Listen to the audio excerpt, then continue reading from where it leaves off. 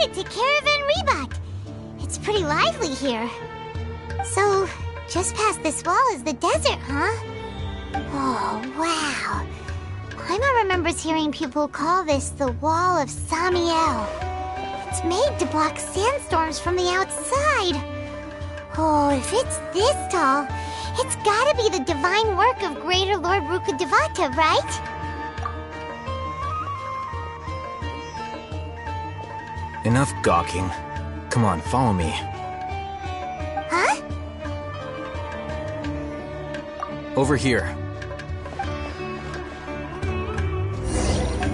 Oh, Hatham went that way! Let's hurry up and follow him. Wonder what he's up to.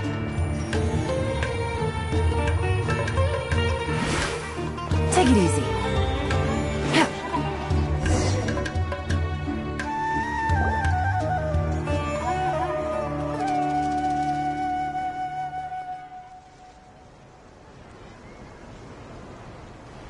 What the?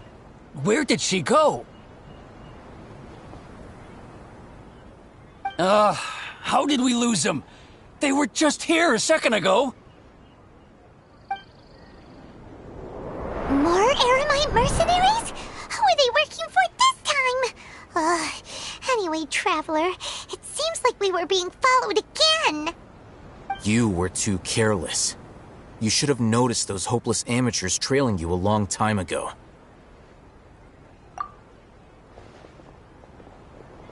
There's no need to thank me. I've never cared to keep track of personal favors. All I did was correct a mistake I happened to come across. It's a habit I developed at the Academia. You really gave Paimon a scare, Al-Hatham. We never thought we'd run into you here. Last time we met at Port Ormos, didn't you say you were going back to the Academia? Wait, don't tell Paimon that you're here to take us back on their orders! Oh, so you've already landed yourselves on the Academia's hit list.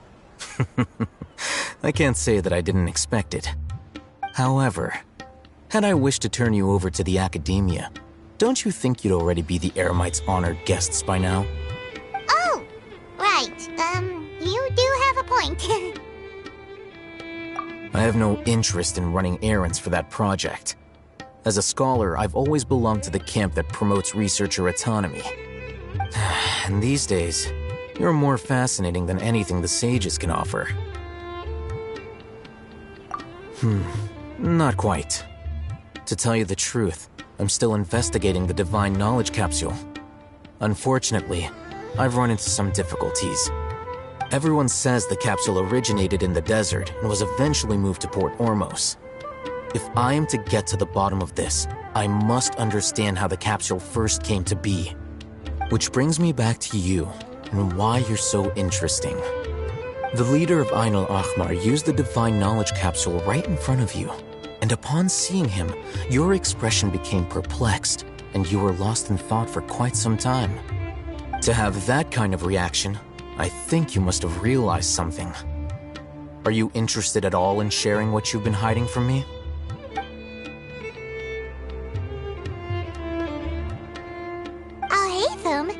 You really have a ridiculous eye for detail. What kind of person even notices and remembers stuff like that?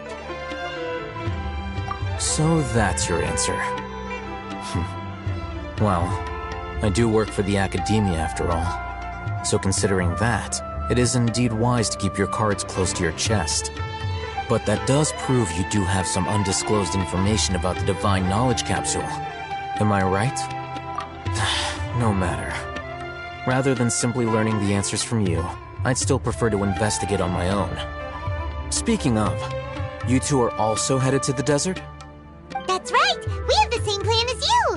But we don't really have any concrete goals at the moment. Then I'd suggest starting with Aru Village. It's the largest settlement in the desert, so it'll probably have more resources and intel than anywhere else. Well, would you like to head there together? It's always better to travel with someone you know. Let's go!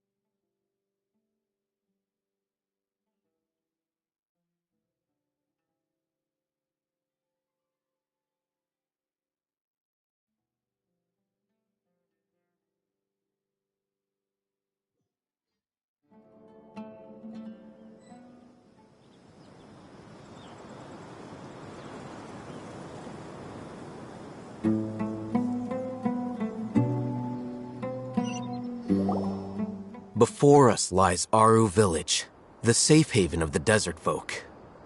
Whoa, this landscape is really something else. What a cool place!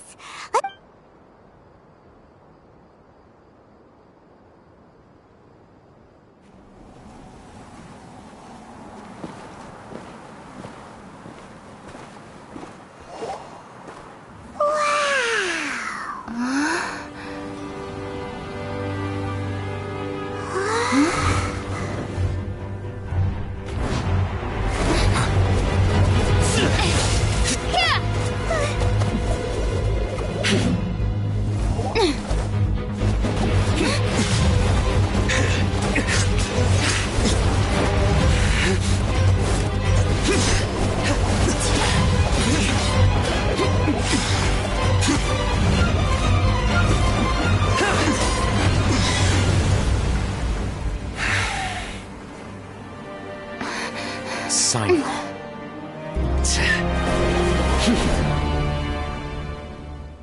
Unless my memory fails me, we have barely spoken 2 words to each other before now at the Academia.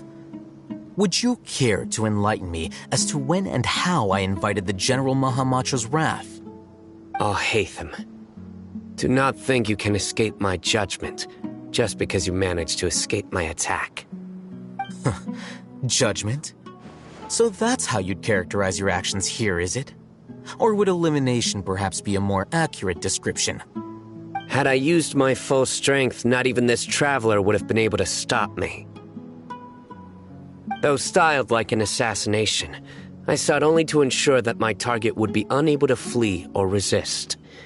Standard practice for the Matra, as well you know. Seemed to me more like your own personal touch. Who is that, Alhaitham? Did you call him General Mahamatra? Yes. General Mahamatra Sino, head of all the Matra at the Academia. He's a formidable hunter, and the ultimate nightmare for any who have committed academic crimes. You seem to have placed a lot of trust in Alhaitham, to the point of blocking an attack for him. If I were you, I'd never choose to side with him. I wouldn't believe a single word that comes out of his mouth. I have been pursuing this scribe for a long time. I urge you, stand back and do not seek to defend him any longer. Otherwise, there will be consequences. Has Alhaitham done something wrong? Hyman doesn't think he's as bad as you've made him out to be. I won't waste my breath explaining things. Alhaitham, I saw it during our fight. Take it out. The divine knowledge capsule you're hiding on your person. Unless you want me to retrieve it for myself. Very perceptive of you. Nothing escapes a Matra's senses. Wait, the divine knowledge capsule? Didn't it fall into the Matra's hands in Port Ormos? No wonder you speak with such confidence, Sino. But I must admit, I'm very curious. What does this capsule mean to you? And why, as General Mahamatra of the Academia, are you all alone in the desert? As far as I'm aware, the other Matra have been speculating about your disappearance. Have you been given a mission that's, let's say, morally dubious? If I was the real target of your mission, what was stopping you from simply using your authority and resources to judge me within the walls of the Academia? I should have known you'd be difficult to deal with. You two? Ugh! What you would do, Traveler? Paimon feels like we can't trust either of them! Ahem. Well, look at you two, acting all tough and self-righteous over there. Wait, Dia?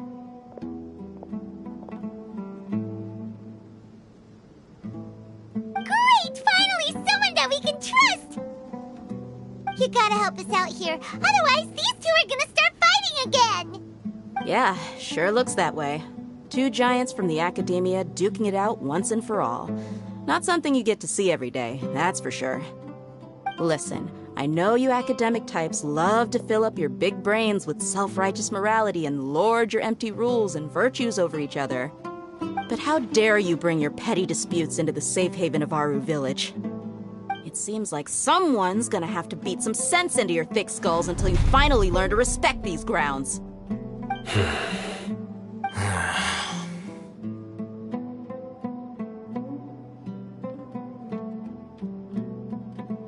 Hey, did either of you hear a word I just said?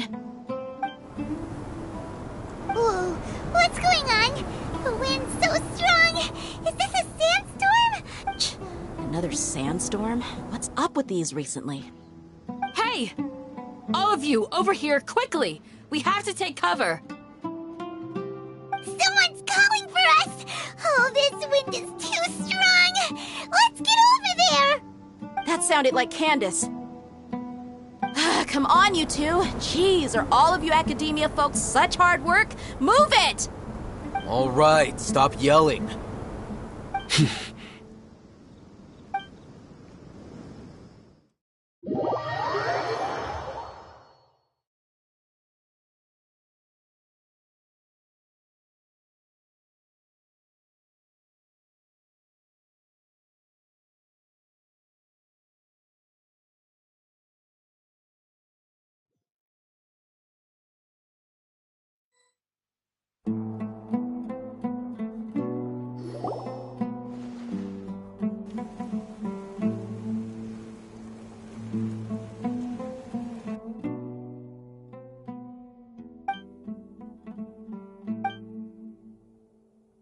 Well, this is pretty awkward.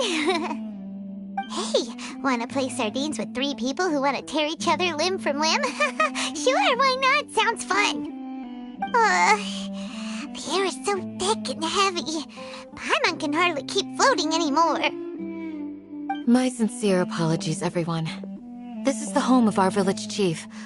I will have to ask you to make do with this small room until the sandstorm dies down. Please, let me introduce myself. I am Candace, protector of Aru Village. Our savior has come at last! Nice to meet you, Candace. The name's Paimon. Thank you so much for helping us. There's no need to thank me. It's only right to help each other when the weather gets rough. Wow, she's so gentle and caring, like a nice older sister. Unlike those guys over there. All right. Now that we're all better acquainted, we should return to the topic at hand. As a guardian charged with the responsibility to protect my fellow villagers from harm, I was observing your conflict from afar, even before the sandstorm started. And now that you have set foot within our village itself, it is all the more my responsibility to make absolutely sure that you pose no threat whatsoever to us. So please, have an honest and sincere conversation with one another and put your hostile feelings to rest. If anyone dares to start anything again while they are under this roof, I will not hesitate to send them out for some quality time with the creatures of the sandstorm. On second thought, Paimon may have misjudged Candace's character. And that goes for you too, Miss Dia. Do I make myself... All right, we got it, Candace. That's what I like to hear. So, which of you will begin? I was supposed to be a mediator, but I might have gotten a little too involved just now. Anyway, one of those two should probably start talking. Wait, that was you trying to be a mediator? I have nothing to hide, so there's no shame in explaining myself. While Al-Haytham wasn't wrong about the other Matra not knowing my whereabouts, it's not because I've been assigned a morally dubious mission. Rather, I've chosen to exile myself. Huh? Exile yourself?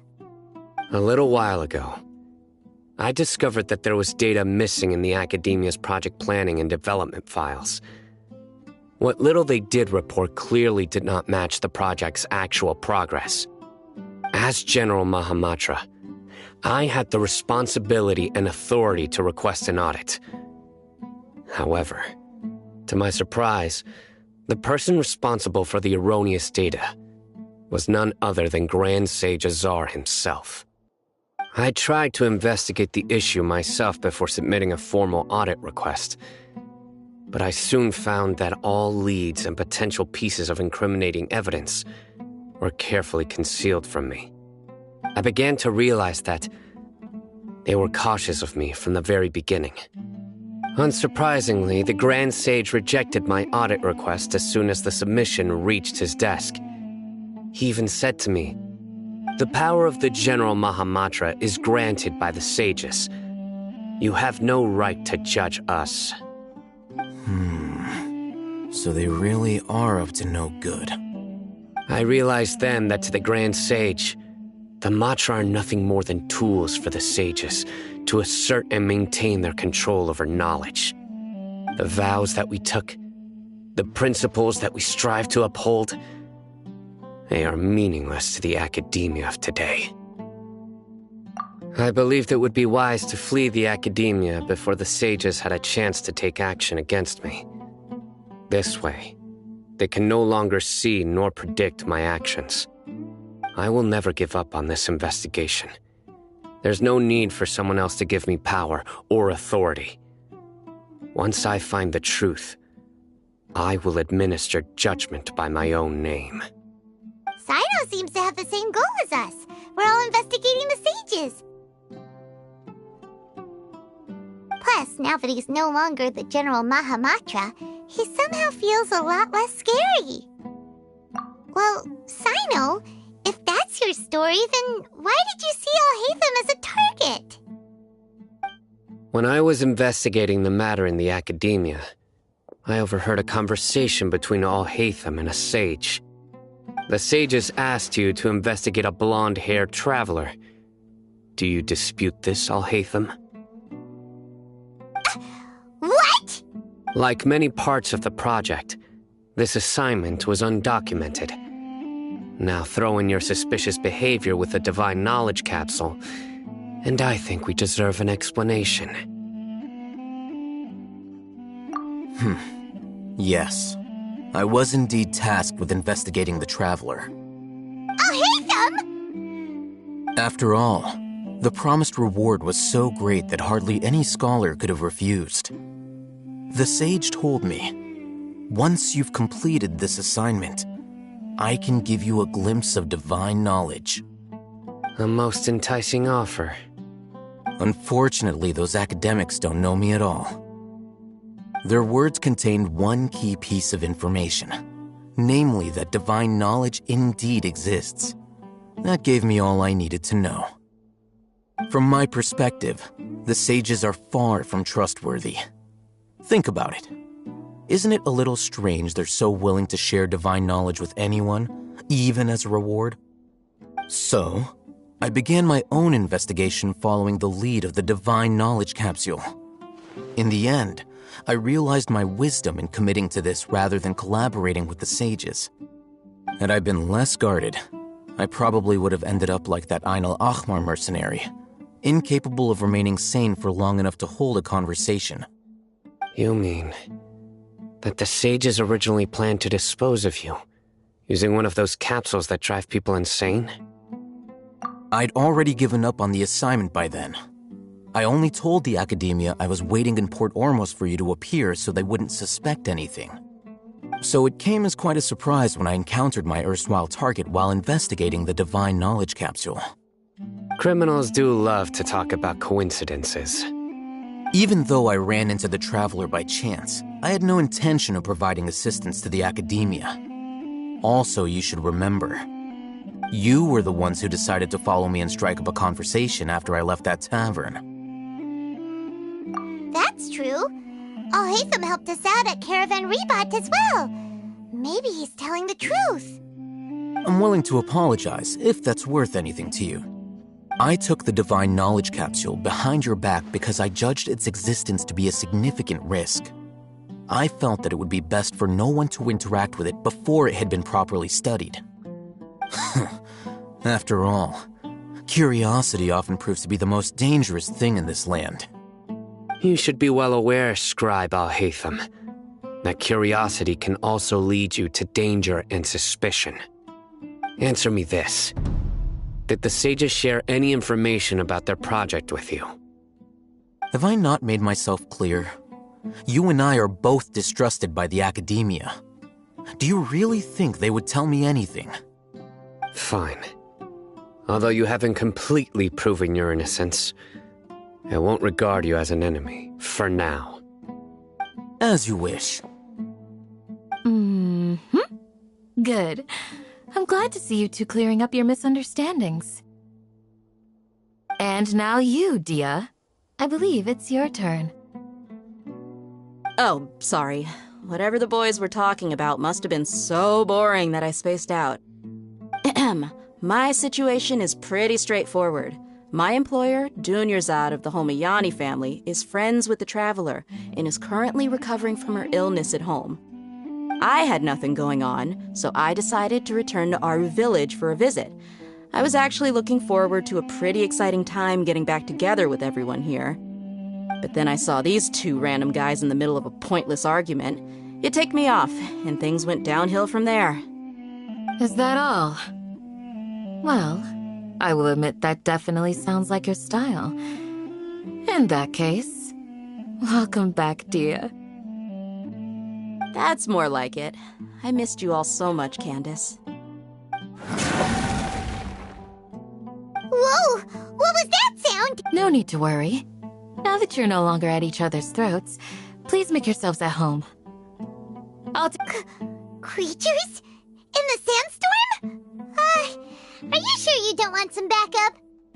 Fighting in a sandstorm is not for the faint-hearted. Anyone without extensive training in these conditions is at a disadvantage. You needn't worry. Yeah, just leave him to Candace. Don't worry, she's as tough as they come.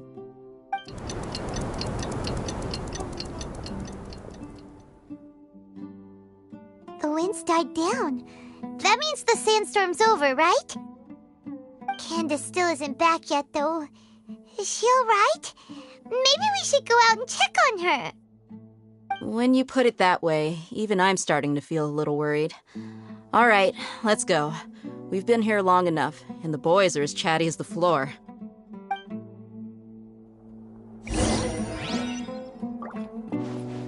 Take it easy.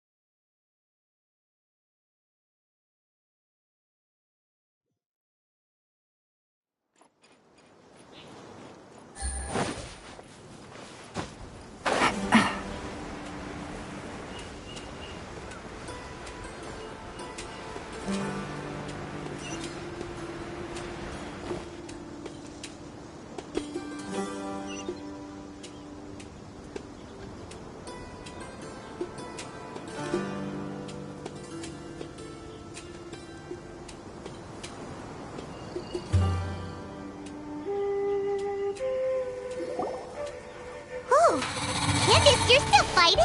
You've been out here dealing with these creatures the entire time? Yes. They just keep coming in waves. I've lost count of how many I've defeated.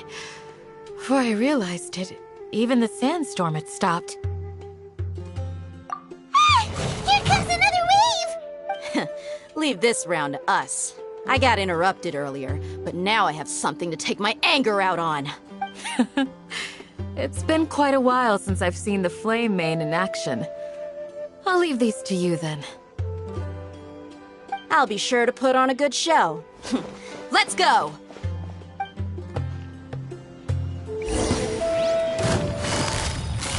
Quietly now.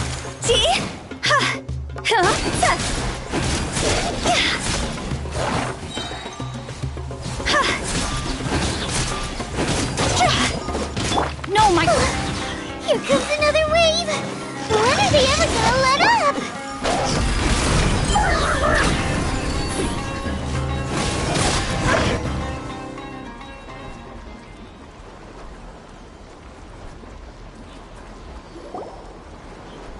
The creatures stopped appearing.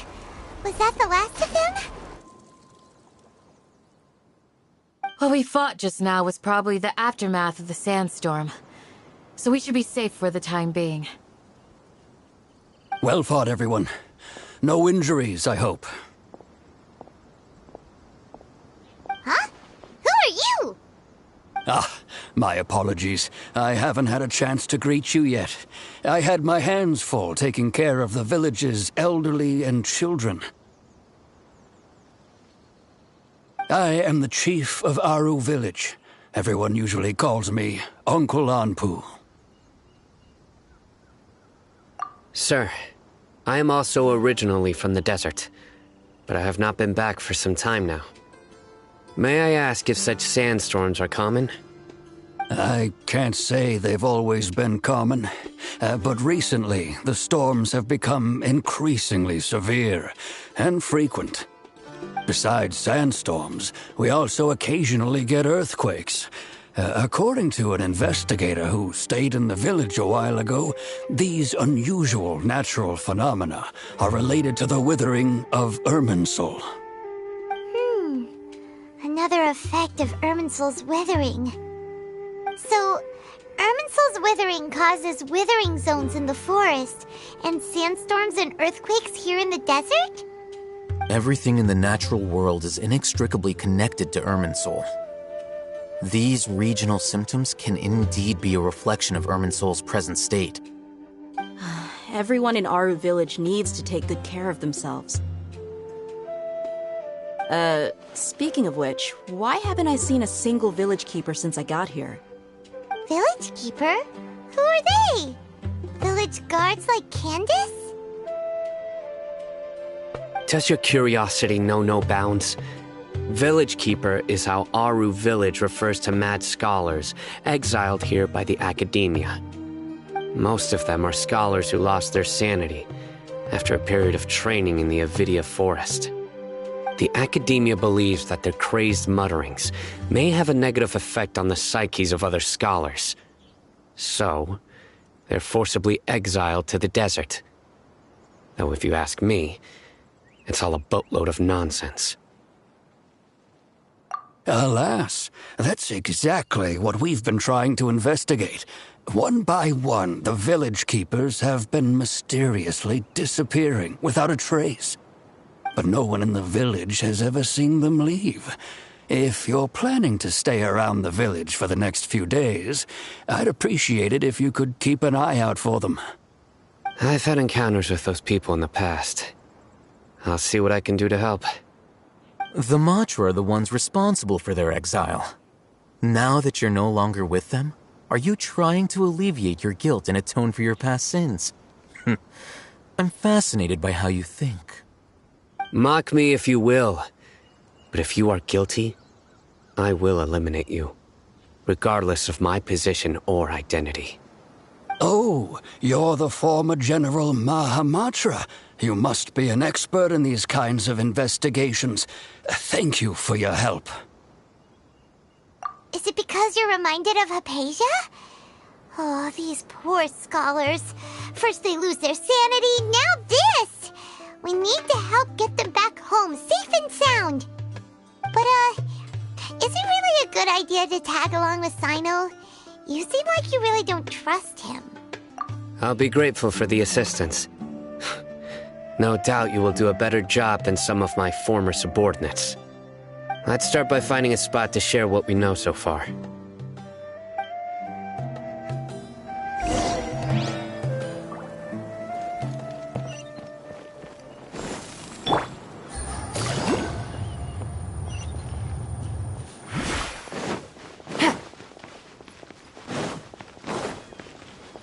Take it easy.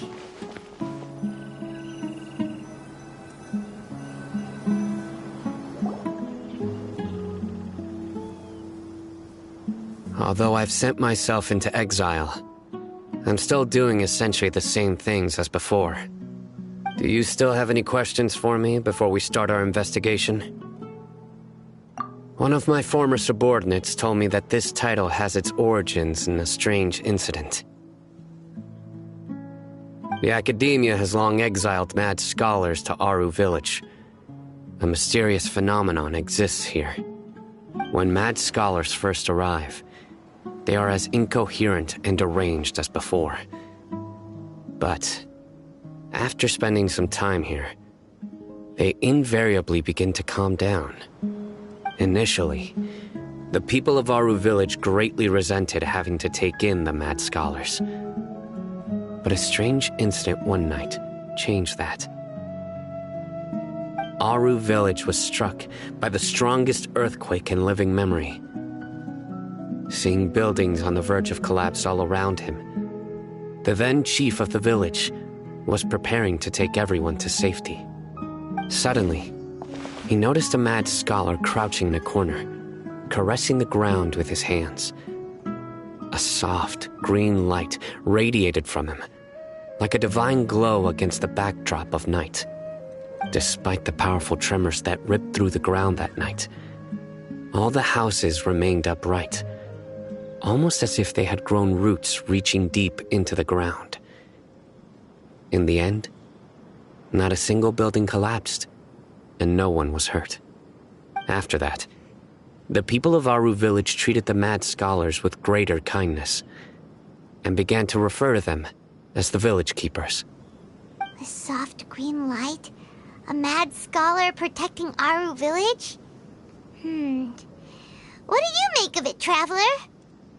Paimon thinks so too. Actually, Sino, do you know if any of the mad scholars continued to wear their Akasha terminals at Aru Village? In theory, they would continue wearing them so the Academia could still monitor their activities. With that said, the main Akasha system would no longer have any interaction with them. Oh, no wonder! Everything makes sense then! Add in the fact that they calmed down, it was probably Nahida who calmed them. If you are able to draw a conclusion from this one story alone, then it appears you possess much more information than I do. So, what do you make of the story? Really? Lesser Lord Kusanali. What? You don't believe us? Lesser Lord Kusanali was definitely using the Akasha to give her power to the mad scholars! No, it's not so much that I don't believe you. I'm just struck by your reasoning. Lesser Lord Kusanali, the current Dendro Archon, is she really active in Sumeru? The Academia has always placed far greater importance on the late Greater Lord Rukkhadevata. They've more or less ignored Lesser Lord Kusanali, and I've never had any reason to doubt their views. In addition, I've never heard any stories about Lesser Lord Kusanali and her deeds. To me, she might as well have been a god that never existed. No way! Nahida definitely exists! She's a... how should Paimon put it? She's a good Archon who's kind and wise, even if she says weird stuff sometimes. I've spent many years interrogating criminals, so I can easily tell when someone is lying. Good! Then you should know that we're telling the truth! That look in your eyes. I've never seen that from a liar. You two really must have met Lesser Lord Kusanali. How can this be? To think, our Archon has been amongst us this entire time. Alright, now it's our turn to put our skills to good use for this investigation. But easier said than done, especially since we don't have any leads. Maybe we can start by knocking on some doors. Excuse me, are you here to help me find my grandpa? Huh? Who are you? By the sounds of it, a resident of this village. My name is Isak. You'll help me find my grandpa, right? Is your grandpa a mad scholar? Hey, don't say that. Grandpa is just Grandpa. Why do you have to call him that? It's not like he's a bad person or anything. The person you're referring to is not a local. Yet you are. Why do you call him Grandpa? Grandpa is just Grandpa. He's my family. I heard everything you said to the village chief. Please, you gotta take me with you. I want to find my grandpa. I swear I'll help. I won't be a nuisance. Ah, so you're the one who was eavesdropping on us around the village chief's house. I was planning to go out and take care of whoever it was, but I had a vague feeling that they didn't harbor any ill intent. Whoa. Haven wasn't kidding about Matra having sharp senses. Sino, he's just a kid. All he wants is to find his grandpa. Let's find a way to help him. Sorry. I was only listening in because I wanted to know where Grandpa went. Honest. If you don't believe me, you can ask Miss Candace. All right. But first, let's confirm the facts with Candace.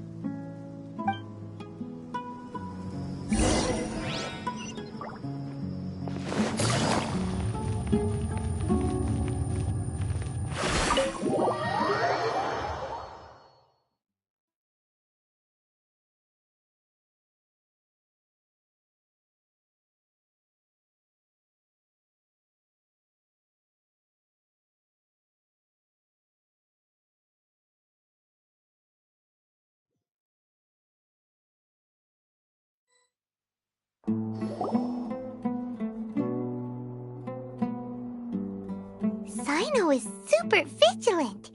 Is this what all the Matra are like? Ah, you're back already. We just wanted to confirm something with you. Do you know a boy by the name of Isak? I had a feeling he'd go looking for you. Huh? You knew this would happen? Yes. Although he tried his best to stay hidden, I still noticed him eavesdropping outside the window. He really wants to get his grandfather back. Isak's parents were both Aramite mercenaries who rarely returned to the village after finding employment in the city. He was raised by his grandfather. Unfortunately, it was only a few years before his grandpa passed away. Isak was still very young at the time, so various families in the village took turns caring for him so he could survive. Later, an elderly mad scholar arrived at the village. Isak thought the scholar bore a striking resemblance to his grandfather, and thus often spied on the man. However, the scholar was unkempt in appearance and incoherent in speech. Although Isak referred to the man as his grandpa, he was afraid and didn't dare to approach him. One summer night, the oft mumbling and bumbling grandpa suddenly calmed down and seemed to become more lucid. He even noticed Isak hiding in the distance. So Grandpa walked up to Isak and patted him on the head. He even took Isak to the entrance of the village, where he patiently taught the boy the names of the stars and accompanied Isak until he fell asleep. The next morning, Isak woke up and wanted to go find his grandpa again, only to realize his grandpa no longer recognized him. However, even so, Grandpa retained his calm expression. It's said that those who saw the scholar claimed he no longer appeared to be crazy, but appeared to be living in his own world, almost as if he were sleepwalking. Isak was thrilled that his grandpa was able to find peace and would follow him all the time, asking him things like, "Grandpa, want me to take you somewhere fun?" Or, "Grandpa, could you tell me stories about the stars again?" All this somehow just makes Paimon feel really sad. It seems like they both deserve so much better. Perhaps. Nearly everyone who lives in the desert has some form of hardship or regret. But even so, we must still continue on with our lives. It's also my reason for fighting. I must continue to protect this land.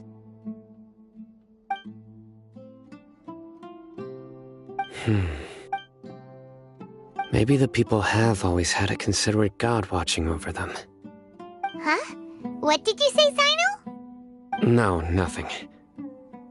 As long as Esau keeps his word and doesn't get in our way, we can take him along. Perhaps you are more compassionate than I gave you credit for. Please accept my thanks on Isak's behalf, Sino.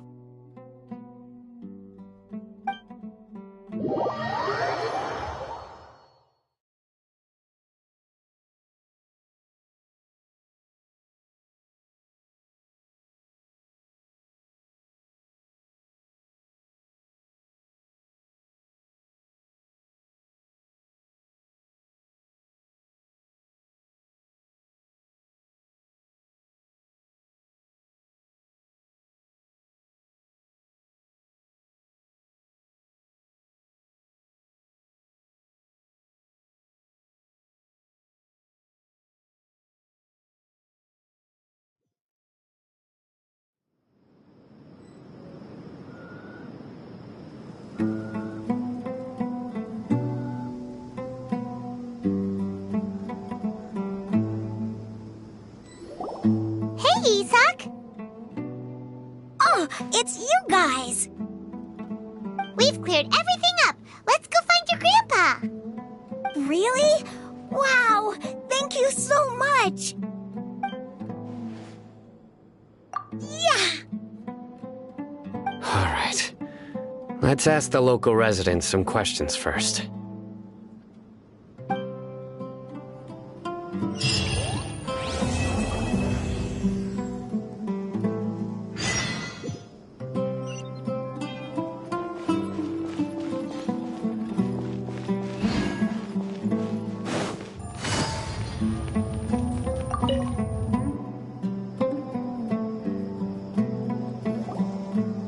Excuse me, did you happen to see where the missing scholars went?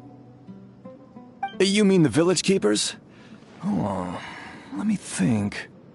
When I was eating dinner the other day, I saw one of them by the side of the road, muttering away and eating mushrooms and tree roots. They shouldn't go around eating that kind of stuff. Okay. Did you notice anything else? Anything else? No, I think that's all I have to tell you. Sorry.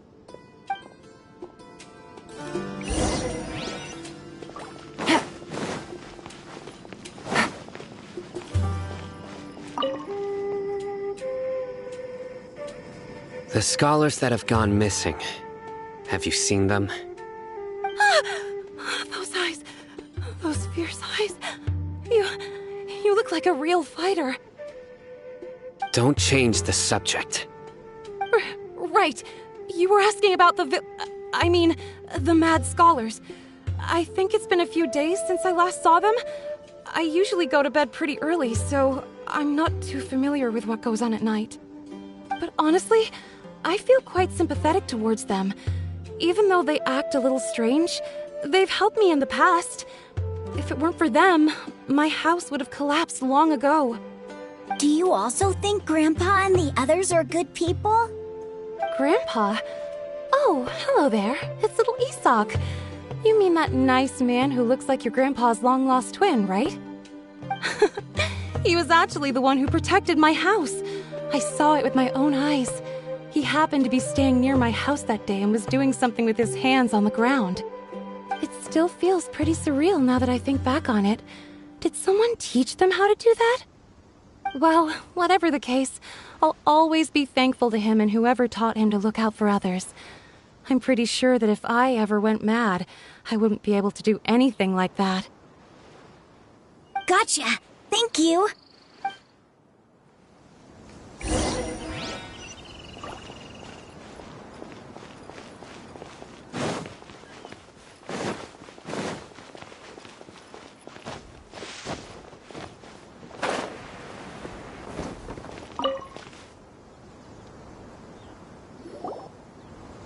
Sir, have you seen my grandpa recently?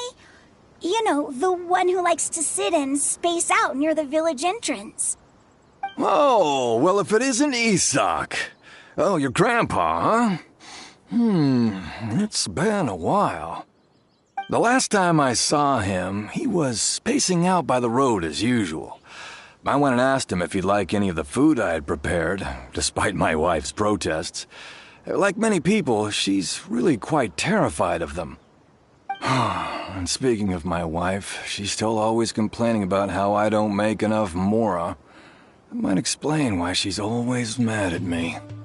Oh, thank you. Thank you for taking care of him. It was nothing. You're looking for him, right? Did he go for a walk and get lost? Yeah. That's no good.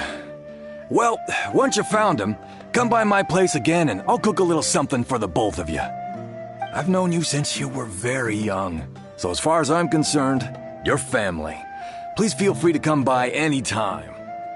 Wow, what a nice guy! Okay. Thank you, sir. Huh? Don't say anything for now. Isak, stay here. Let's head over there. Stay quiet as you move.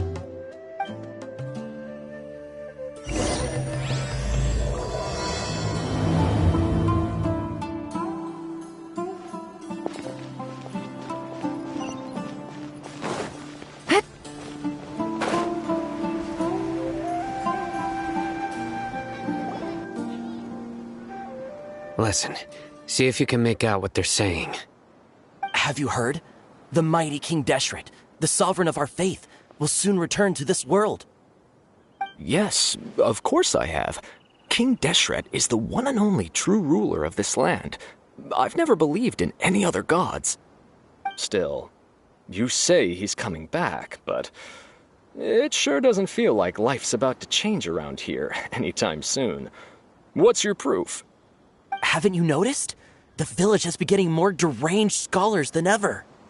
Delavar was saying that many people also went insane just before the fall of King Deshret's civilization in ancient times. We don't quite know why, but it seems like there's some sort of connection between insanity and King Deshret. Isn't it a sign of King Deshret's power that all the mad scholars have disappeared? If you ask me, they must have been chosen as the final sacrifice for King Deshret's resurrection. Huh. Now that you say it, that does make some sense. Does this mean our lives are finally going to take a turn for the better? Exactly. Those city folks will get what's coming to them. Now, repeat everything you've just said from the very beginning. Huh? Who are you? Where did you come from? My patience is running thin. You heard what I asked.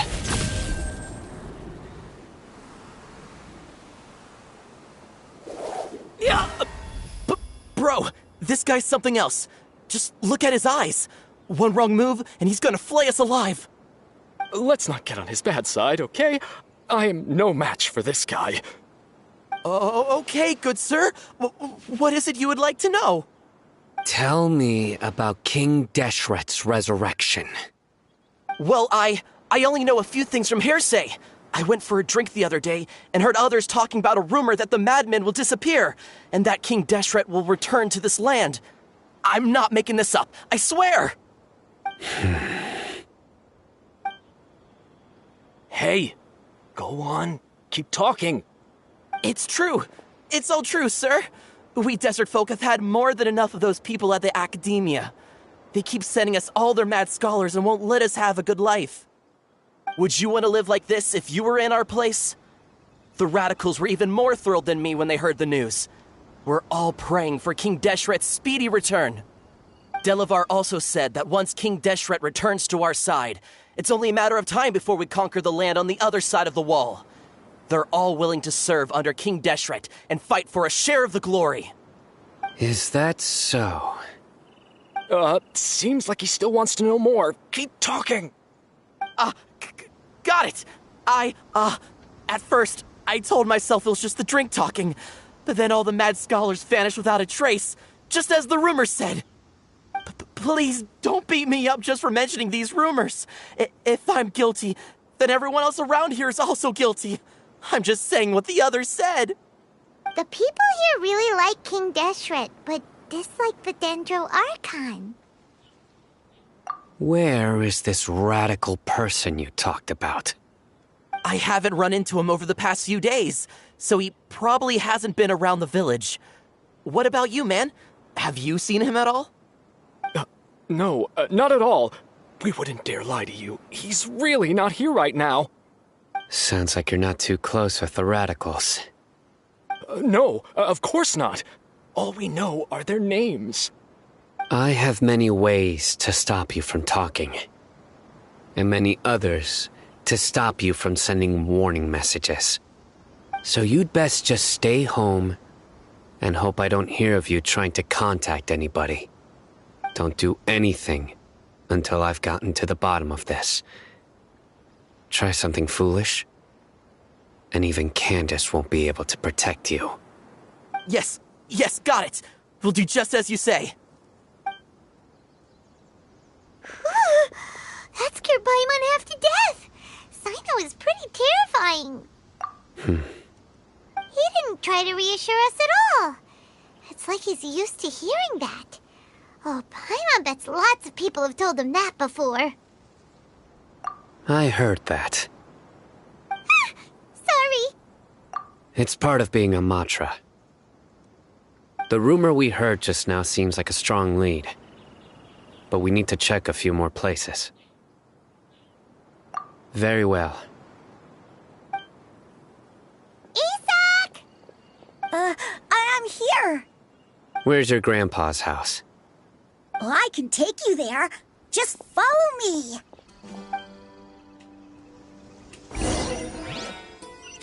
Join the Eremites and embrace a wonderful new life.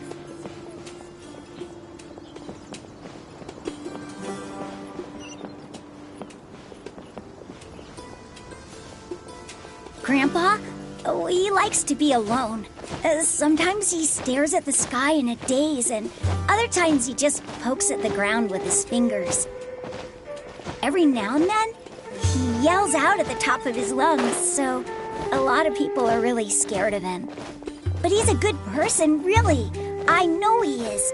I swear, he's just like my real grandpa.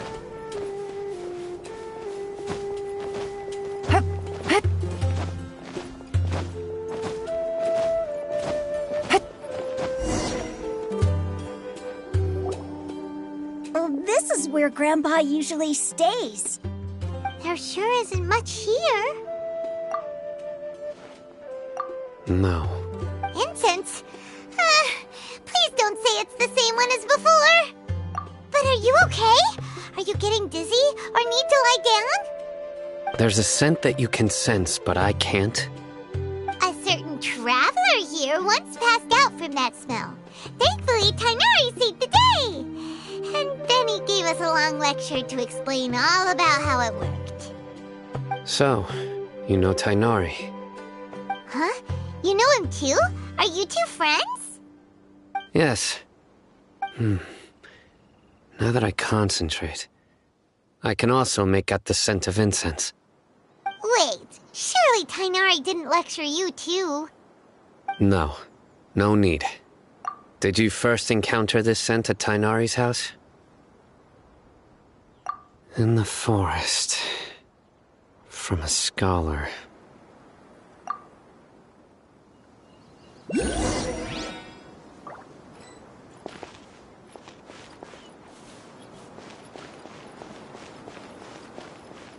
Take it easy.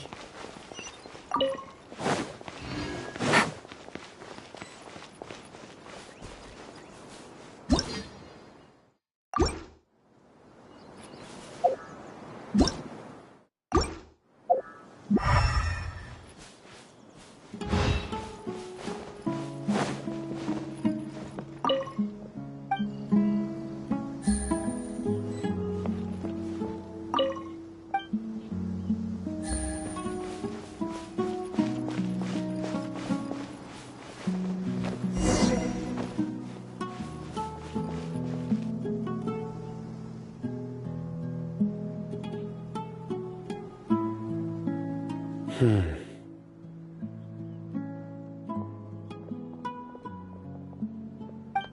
are you looking for, Sino? Here it is. Take a look right here. Paimon doesn't see anything. Although the traces have been completely buried in the sand, there are footprints here. From the size and shape, they belong to an adult male. This pattern is a common one from this area. Local shoes.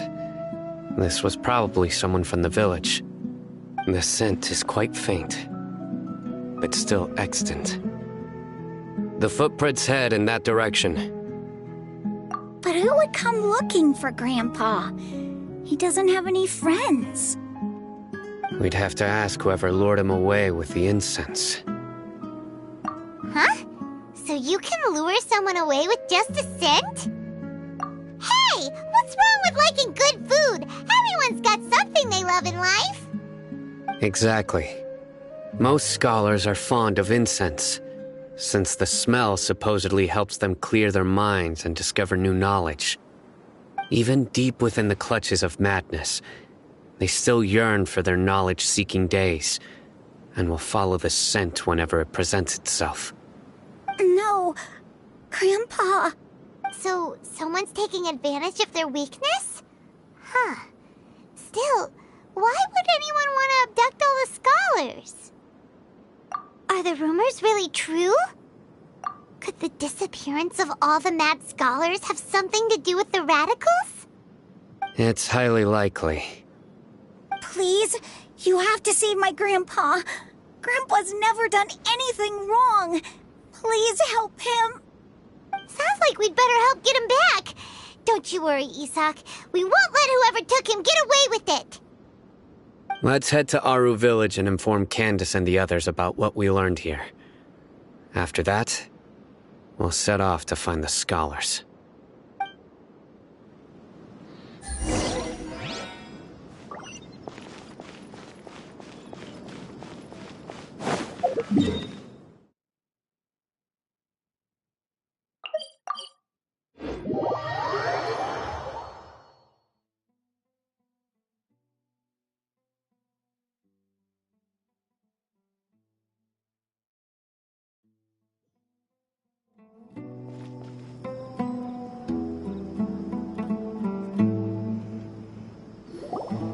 Right.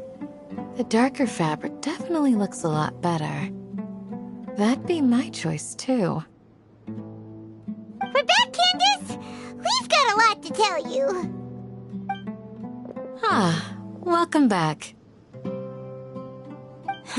Sounds like everyone's friends already. Oh, Dia's here too! You bet. So, everything goes smoothly? Reasonably. Alhaitham didn't go with you? We haven't seen him at all. Huh. I saw him around the village entrance earlier and figured he was investigating with you. I guess he must have gone off on his own. Did you find out anything useful?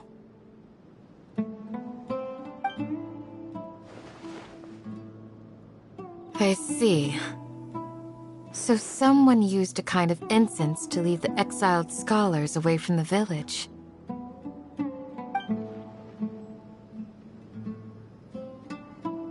The resurrection of King Deshret? First I've heard of it.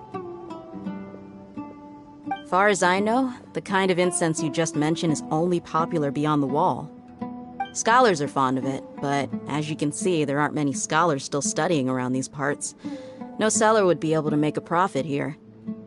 Not to mention making incense is a labor-intensive process. You won't see anybody in the desert with the patience to make or sell something that requires that kind of effort. It seems someone from beyond the wall must have been supporting this.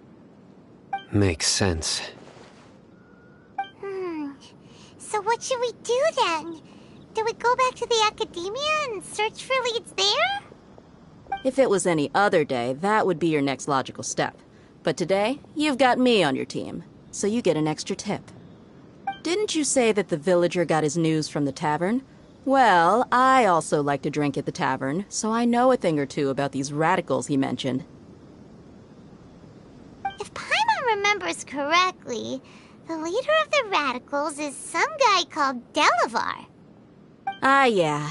Delavar, the scar-riddled bandit, Enger, the wide-eyed butcher, and Jabari, the duck-tailed bearded crook. The whole lot of them are known around these parts. These guys have one thing in common, and that's being broke.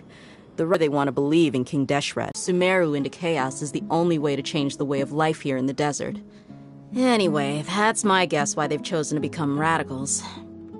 Tia! You're amazing! You really know this place inside and out!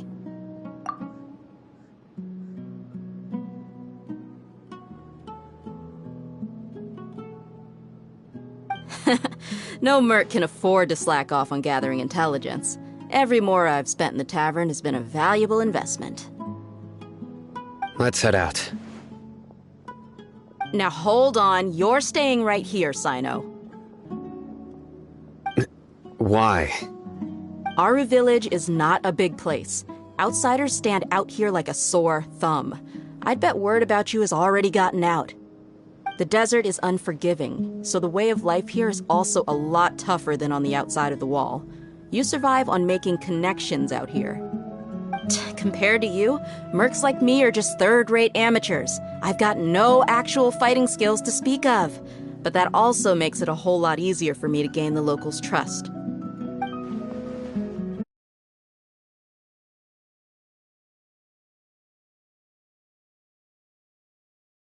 If you're with me. Fine. Good. Then we've got a plan. The Traveler and Paimon will go to Caravan Rebat with me, and we'll try our best to figure out where the mad scholars have been taken. Sino, you'll have to stay in the village and continue investigating on your own. All right, sounds like a plan.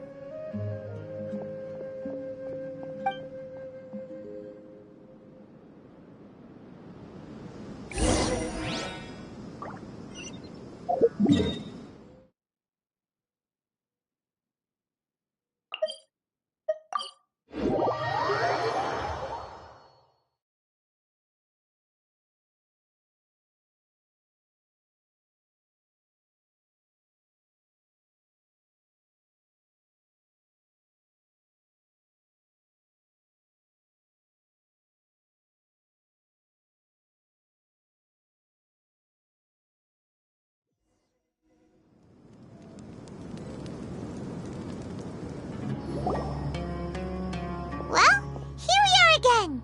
Sounds like you're starting to get familiar with the area. Paimon's amazed every time we see the wall of Samiel. How can a wall this tall even exist? It's almost unreal. I know what you mean. I had the same question every time I walked this way when I was a kid. Also, why is this high wall here? And can a wall really block sandstorms? It was only after I grew up that I realized the wall of Samiel isn't just there to keep out the sandstorms. It serves a more important purpose, keeping out people like us. Sumeru is run by wise and mighty sages. To them, us desert dwellers are nothing but tools that can be used and discarded at their whim. We're cheap labor, like livestock, but easier to control. Nothing more. Even if a child from the desert got the chance to obtain an Akasha terminal, almost all their requests for knowledge would be denied. The academia believes we're underserving. Geniuses like Sataria are 1 in a million. The other children never get a single chance to try and rewrite their fate, even though the academia knows very well that we're humans, just as they are. That's terrible. I would tear down this wall with my own hands if I could.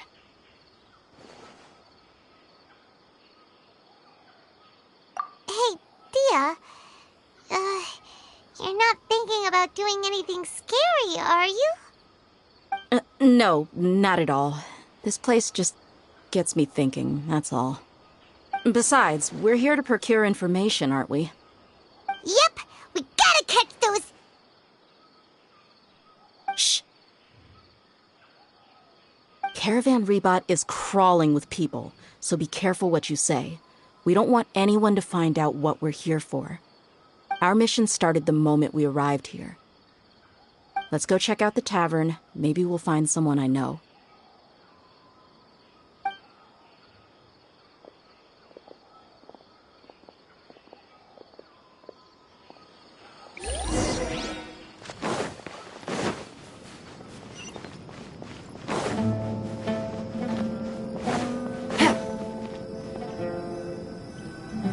Just our luck. None of them are here today. You mean you don't see anyone you know? Dia, is that you? What a coincidence. You here for a drink too? Zaki. Finally, a friendly face. Oh, and who do you have with you here? Guests from another land? Hello! I'm Zaki. Dia's, how would you put it?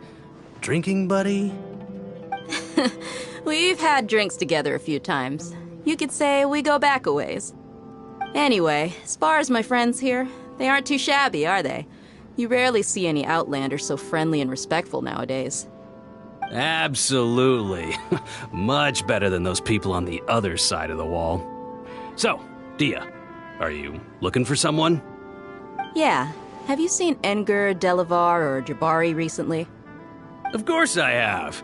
Matter of fact, we were all here drinking together just a few days ago. I've got a spice trading deal from another nation. I thought maybe Delavar and his friends might be interested. Know where I could find him? Ah, how thoughtful of you. Then I assume you also know that Delavar's been having a hard time making ends meet these days, so you came here to help him out? Hey, keep it down. Let's just say I prefer to keep this deal a secret. Y'all at Caravan Rebot are like family. If there's more to be made, why not do it together? Besides, Delavar and his friends have muscle. They'd be a good fit for escorting the goods. Yes, how considerate of you. Delavar's my friend too, so of course I can take you to him. Come with me.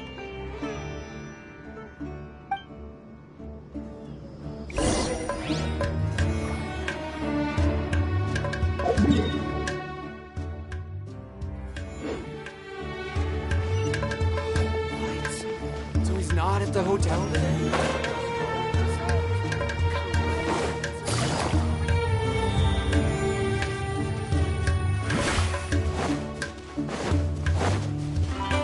Take it easy.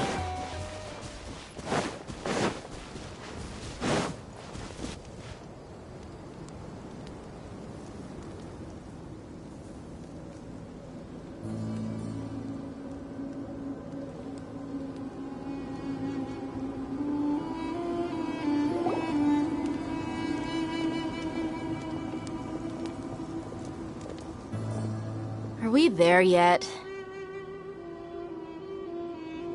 Yep, this is the place. This place is practically deserted. What are they doing in a place like this?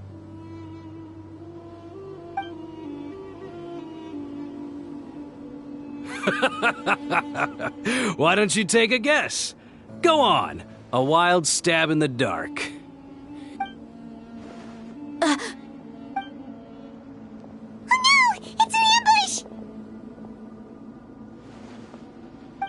What's this all about, Zaki? Come on, Dia.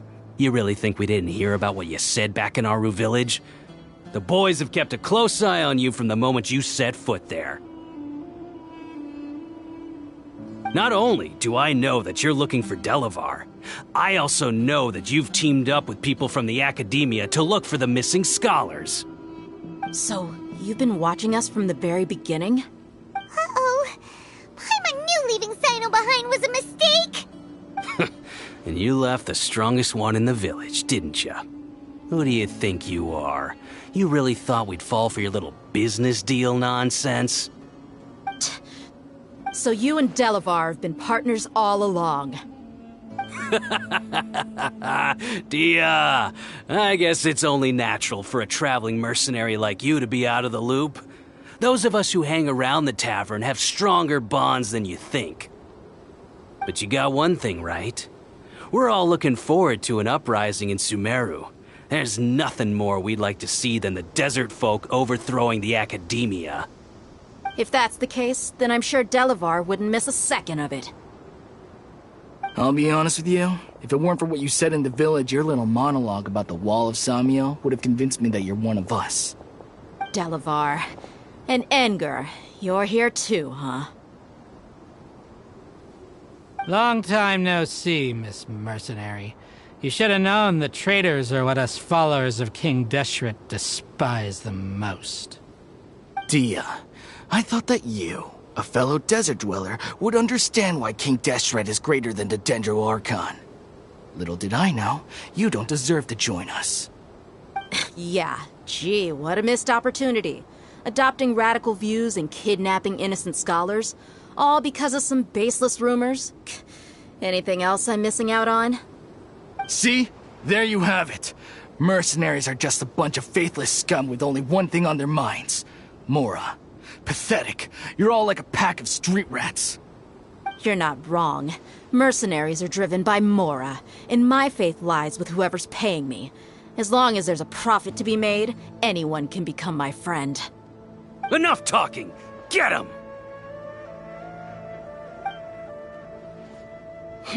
Just as I expected. Let's teach him a lesson, traveler.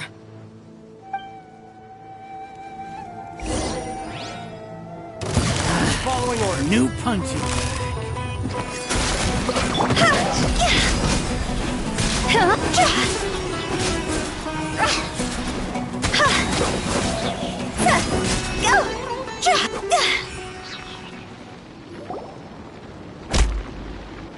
Impossible! How could you? So, what do you think about your meticulous network now, Zaki? How did you say it? It's only natural for a traveling mercenary like me to be out of the loop. I'm guessing your informant told you that I'm just an incompetent merc with no real fighting skills, correct? I mean, that is what I said after all. And of course you would believe everything he reported. The only thing you know about me is that I'm a mercenary, but you've never seen me in action. Even though you heard we went to handle monsters together, you believed that Candace was the only one doing all the real fighting. That so-called Flame Mane is just a fraud. She admitted it herself. She just uses her connections to gain the trust of others. That's what you thought, right? Ugh.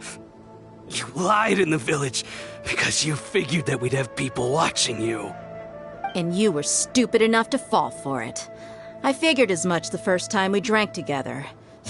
You all thought you were so smart. Pathetic.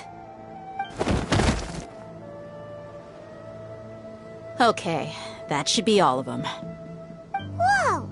So you've been planning this since we were in Aru Village? No task can be done without preparation. I just happened to notice a couple suspicious-looking people while you were out investigating. Oh, but instead of catching them right away, you let them report back. Those two who were snooping around were just a couple small fries. If we want to get the real catch, we have to be patient and give it some time. Oh, you mean the funny name she mentioned back in Uncle Ampu's house? The wide-eyed butcher, scar-riddled bandit, Paimon can't remember them all. That's just a bunch of drunk talk. Edgar and Delavar like to talk themselves up when they're drinking. Edgar, the wide-eyed butcher, and Delavar, the scar-riddled bandit, are the nicknames they came up with for themselves. Alcohol has a way of making people share what they really think, so Edgar and Delavar are always rambling in the tavern about how King Deshret is a superior deity. What about Zaki? He's just a numbskull who fell right into our trap. Zaki was probably the best hidden of them all. My initial plan was to find Delavar first, and then try to track him down. That's what you wanted to ask when we were at Uncle Anpu's house, right? Jabari is one of the villagers you talked to. You know, the one who wanted to treat Isak and his grandpa to some food. Wait, so he's a radical too? No, he isn't. I just needed to tack on a random villager name to make the eavesdropper think that I was making some wild guesses based on my impressions. Wow! What a genius idea! Well, that's an expert mercenary for you. Ah, you're too kind. It was straight from the usual playbook, if I'm honest. So, that thing you were saying before, is it really true? About what? About how mercenaries only care about Mora, and that anyone's a friend as long as there's a profit. Does that bother you? What makes you so sure? Dia, do you dislike the Dendro Archon like the other desert folk? You two are pretty sharp. No, I don't have anything against the Dendro Archon. I've heard a lot of nice things about the Lesser Lord from Dunyarzad. I can understand her devotion and gratitude. Dunyarzad's just an ordinary person. There's no way a god would be so involved in the lives of everyday people, unless they were truly compassionate. I've begun to realize that the sages are behind everything that's happened recently. The radicals' blind belief in King Deshret, making the Dendro Archon out to be an enemy. It's all the academia's trickery. But I see through it all. And unlike them, I can never be hostile towards anyone who's never done anything wrong. Dia. Anyway, looks like we're done with business here. Traveler, lend me a hand. Let's tie him up and bring him to the village.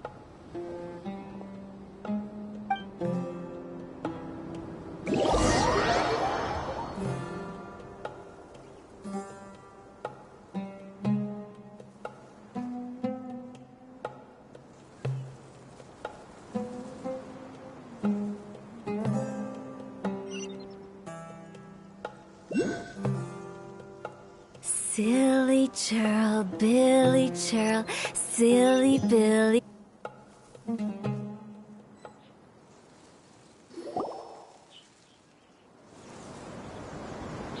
This should be all of them. I'll let you take it from here. All right. I'll be in touch. Candace, do you need any help? Candace will be okay on her own. I trust her, so you can too. She's been guarding Aru village for quite some time now. If anyone is qualified to question the offenders, it's her. While I'm questioning them, why don't you pass some time by exploring the area? I'll meet you back here tomorrow morning, Traveler. As for these idiots, let's just hope they live to see another day.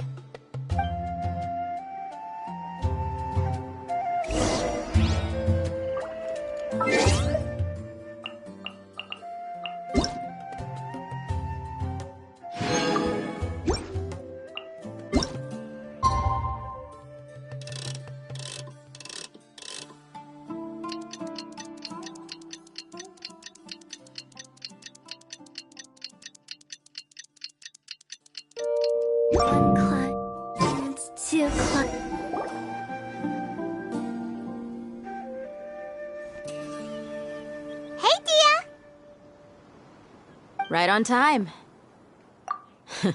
We'll know any moment now. Paimon's been wondering. You seem to know Candace pretty well. Have you been friends for a long time? We've known each other for some time now.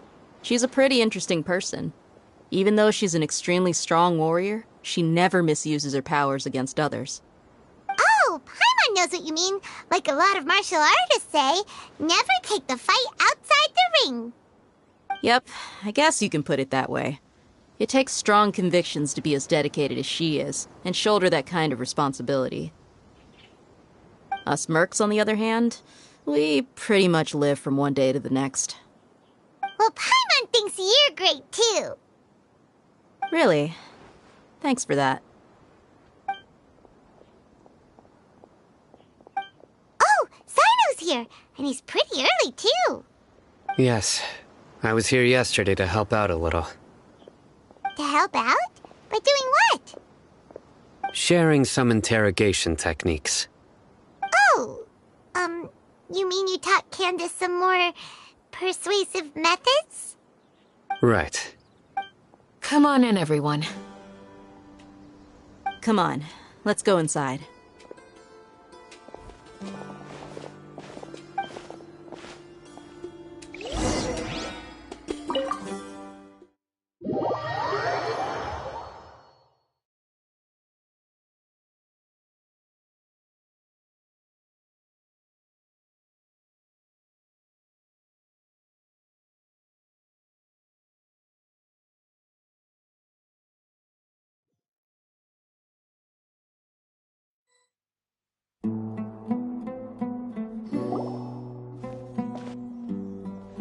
Candace, where... Whoa, you look furious. Do I? Huh. What gave it away? Oh, there's no mask that can hide true bloodlust. Cover up your eyes, and it'll still show itself at the corners of your mouth. Perhaps I need to work on my composure. Still, it's perfectly understandable why I'm angry. I'm sure everyone present would agree. Yes, ma'am. Please, don't beat us anymore. We're gonna die. Well, looks like Sino taught her well. You fear death yourselves, yet you do not hesitate to place the lives of others at risk. The absurdity is mind-boggling. The ones you call mad scholars are known to us as the Village Keepers. They are vital members of our community, and some even count them as family. You come here, to my village, and you treat my people as nothing more than stepping stones towards your goal. Tell me, what would you do to you in my position? Mercy! Please have mercy! You've made your bed. We may all be desert dwellers, but there's one thing that I understand better than you. The resurrection of King Deshret will only result in war. And war serves no one. The people of Aru Village care little about which god is in power. Life may be tough and tiring, but we wish to preserve our way of life. A war would only cause us to lose all that we have. And that is not a responsibility that you can afford to shoulder. We understand. We're sorry! I'll tell you everything I know, please. Just let us go. I'm listening. You might not believe this, but it wasn't us who came up with this idea. Someone was spreading rumors in the tavern. That's how we ended up hearing about King Deshret's resurrection. Some mystery man told us that mad scholars will make the perfect sacrifice to usher in King Deshret's resurrection. They give their lives, and we can get anything we wish for. They're called Village Keepers. Slip up again, and you'll regret it. Yes, sorry. It was all that mystery man's doing. He told us to spread the word about King Deshret's resurrection, and talked us into helping him.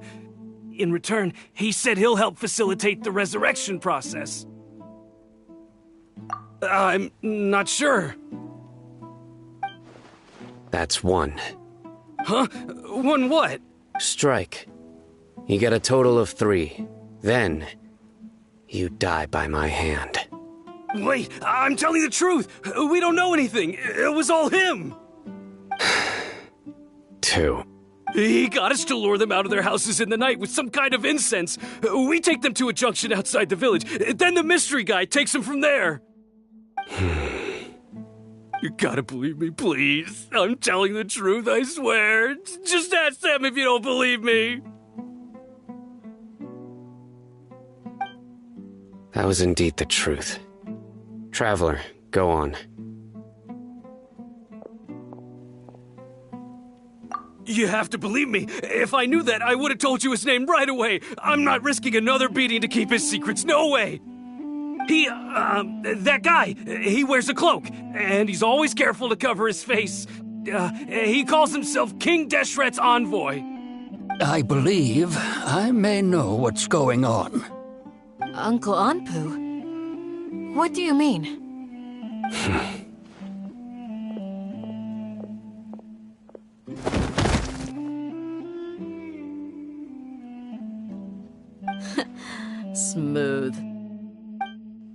Okay. If my suspicions are correct, this mystery man they speak of could be from the Academia. Some time ago, people from the Academia attempted to take the village keepers away. I refused, insisting that they are part of our community. It strikes me now that this secretive character shares the same goal they had. Which means it's highly likely that the Academia was purposely spreading a false rumor to trick the radicals into delivering the village keepers right into their hands. They were the ones who brought them here to begin with. Now they're trying to take them back? We aren't gonna let that happen. Not the Academia again. Just as I thought. But what could they want with the village keepers? People are nothing but tools in the eyes of the Academia. A change in their plans likely means they found another way to exploit the scholars.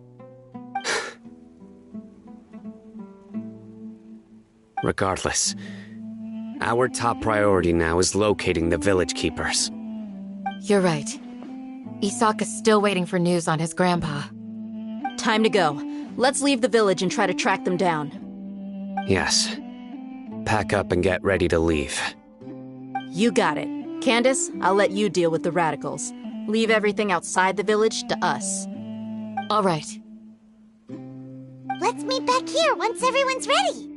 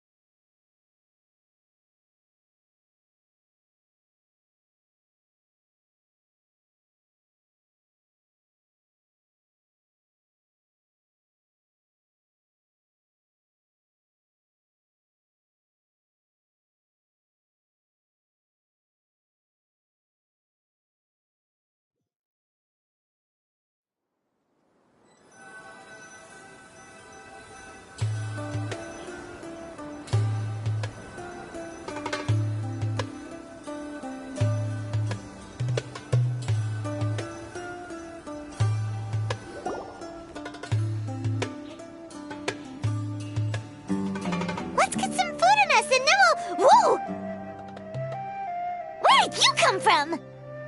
Well, as you can see, I am merely sitting here and reviewing what we have deduced thus far. You were gone for ages, and now you're suddenly sitting here musing to yourself? Where have you been anyway? Hey, what's with the silence? You never think things through before asking questions. I'm giving you some time to make up for that. Paimon's so mad! Paimon's gonna give you an ugly nickname! Never mind! Paimon's got nothing. There's just nothing super obvious to pick with this guy. It makes it so hard. Well, you've heard nothing to suggest I left this whole time. So clearly, I stayed in the village to investigate. Anyway, you plan to leave Aru village and keep searching for the truth of this matter, yes? Yep. We're not gonna find out anything more by staying here, so we thought that we might as well take the search elsewhere. Enough with the silent treatment! No. I'm just surprised that you decided to team up with him.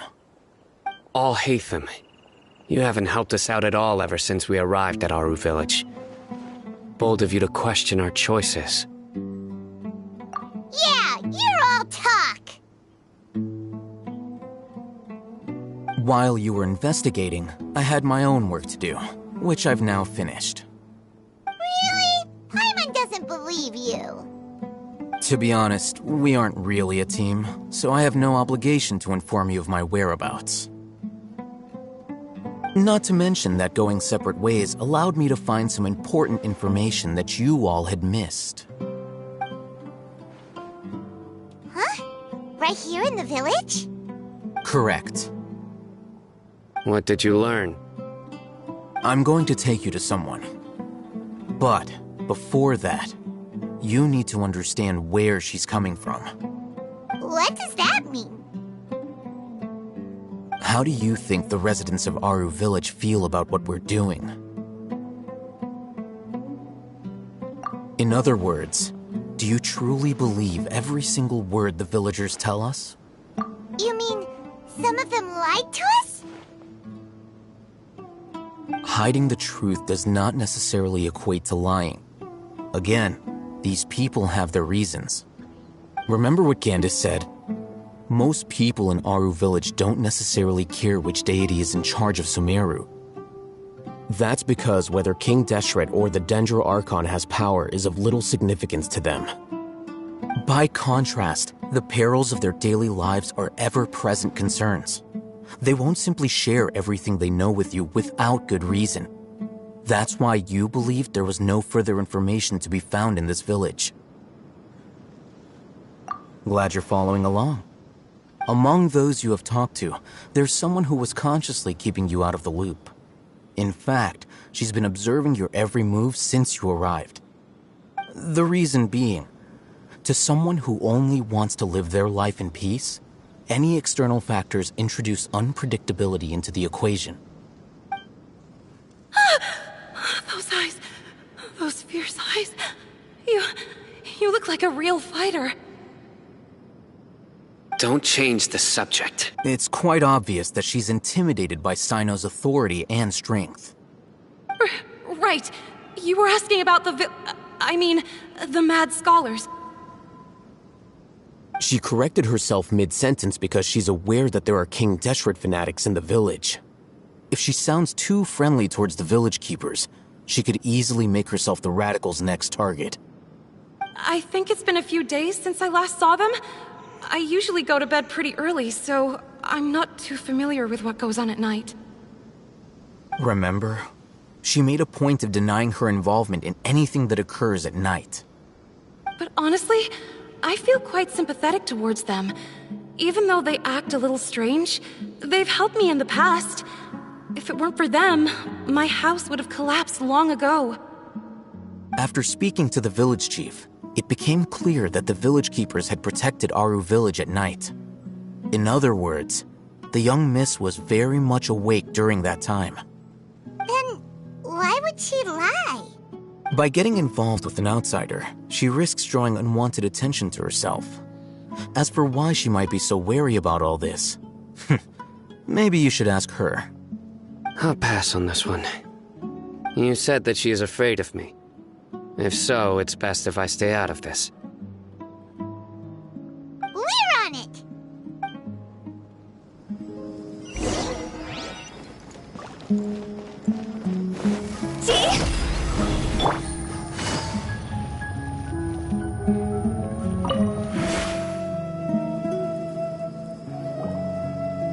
Miss Shawnee, as we discussed earlier, I've brought someone with me. Mr. Alhaitham, I'm aware of where you stand, but how can I make sure that your friends think the same as you? Huh? What do you mean? We need to clarify our stance or something? Go ahead and talk to her. You'll get the answers you want. Go on. Earn her trust. Is it really that simple? May I call you Traveler? Hi, Traveler. I want to ask you something. Do you think the resurrection of King Deshret can truly change Sumeru for the better? Why's that? That's very similar to what Miss Candace says. I know you two are friends. That's why I'm willing to talk to you, even though I do have some reservations. Before, I wouldn't even have the courage to ask something like this. Traveler, do you believe our lives will get better? Yeah! We came here from another nation, so it isn't wrong of you to be weary. And we aren't really residents of any one nation. But even so, We've met lots of people from different places, and we've always fought for what we believed in. We have friends in Sumeru, and we want to help them. That's why we decided to stay here for a while.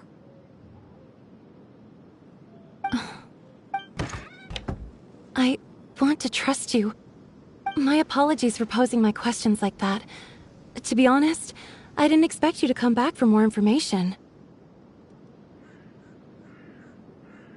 Alhaitham told us you have your reasons. It's okay. We understand. The fact is that only one side of my family is desert folk. I don't really fit in anywhere in Sumeru.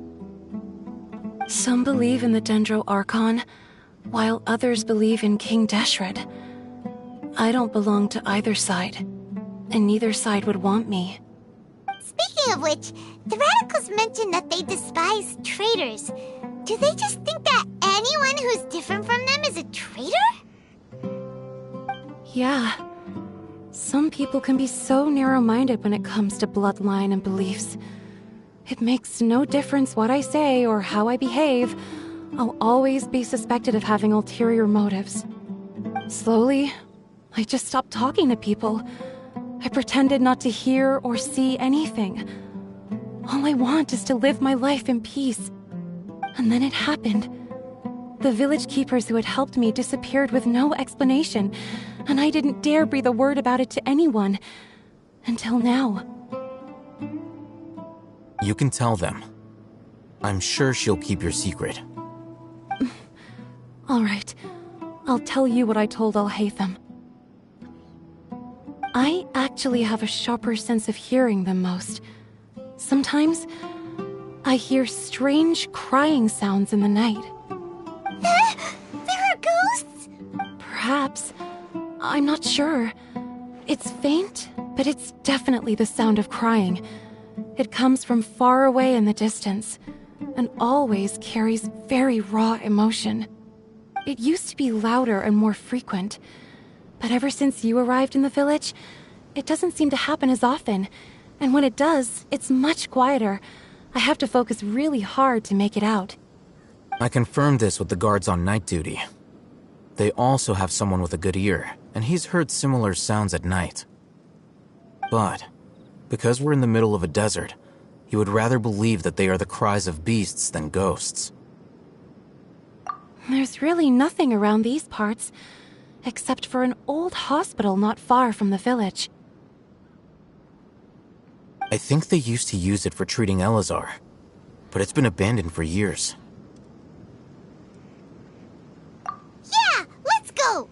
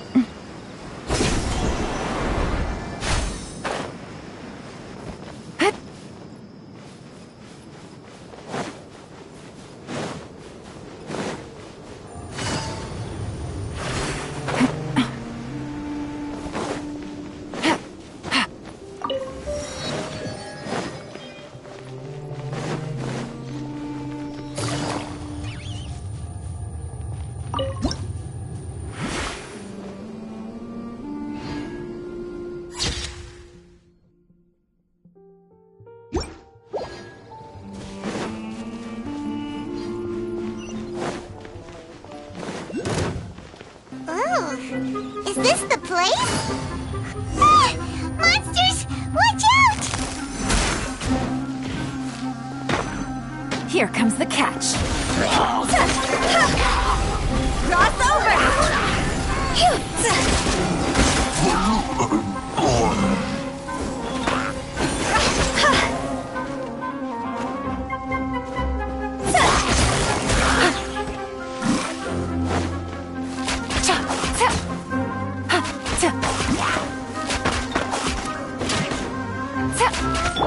Let me weave you a bow.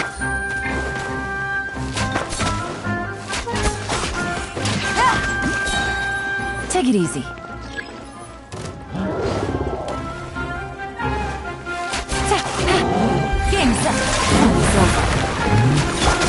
Everybody stand back!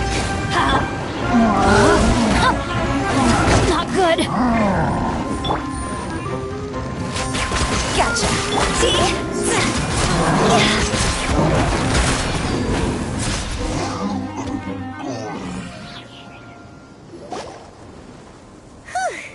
They were easier to deal with than Paimon had expected. Super strong bandits? Or monsters taller than buildings dropping out of the sky? Or, something like that. He looks super serious. We gotta stay on our A game, too. This is the one.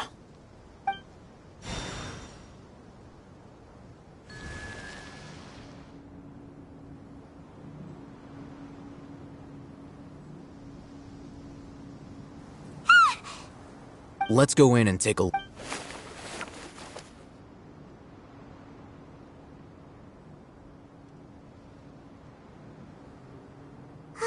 Hey, Hatham, we haven't found squat. Are you sure we aren't wasting our time here? Patience. Shawnee says she only hears the crying at night. We have time to burn. Until then, I'm taking a break. And just like that, he sits down. Wait, he even brought a book to read? What are you reading? Let Paimon see! Okay, sure. Huh? The natural position, which is the positional propensity of an entity in natural motion in contrast with an object in forced motion? Huh? When free from external influences, every entity displays the tendency to follow its natural trajectory? So, you got that? Oh, Paimon gives up. You keep reading your book. See ya! How is he so relaxed? Look at him, reading an impossible book in a creepy place like this. Hey, what good is that gonna do for you? You're acting like one of those annoying grown-ups who go around nagging people to focus on their studies. Hey, what gives? Shouldn't you be the one providing for Paimon? Oh, right. Okay then. Thank you for working so hard and earning so much more. If it weren't for you, Paimon would probably still be floating around in the ocean somewhere. Thank you.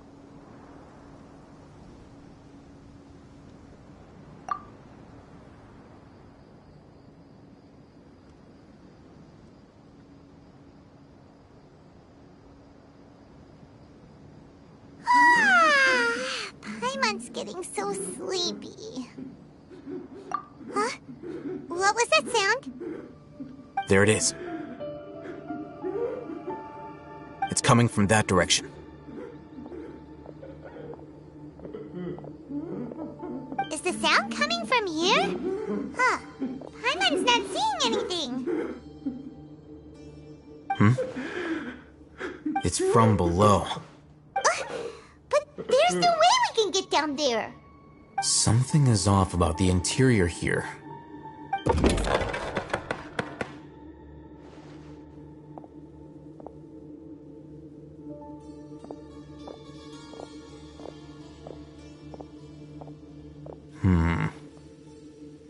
As I thought, there's a hidden structure.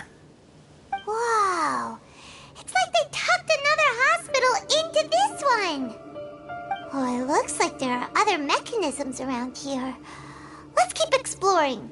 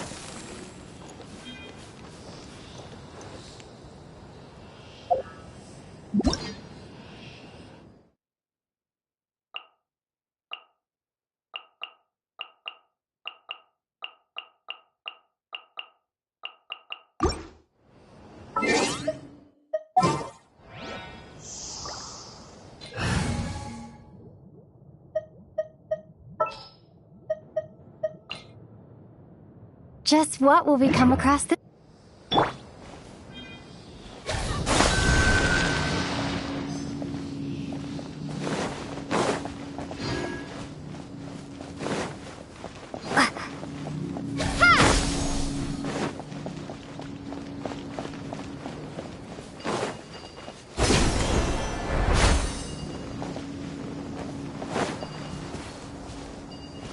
That's close enough.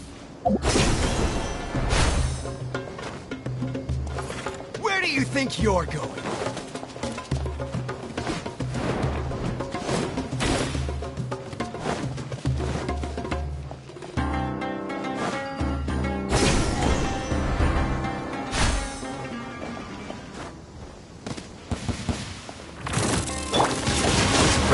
Witness the power.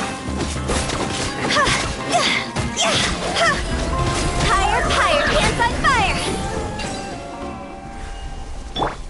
Propagate!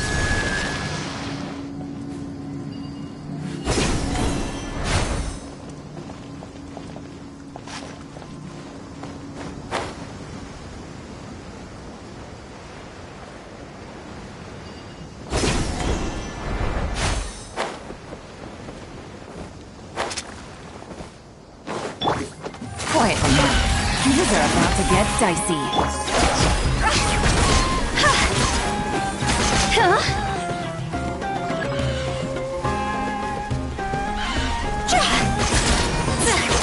Rain outlines your fate. Scatter! Rain cutter.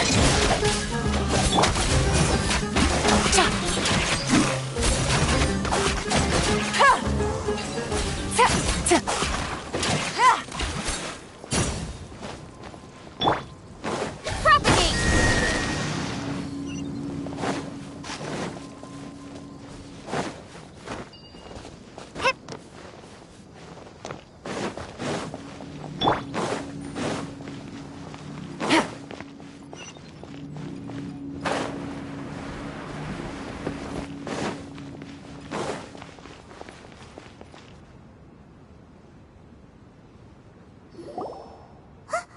Look! There's someone over there! Good idea. Let's approach him slowly without alarming him.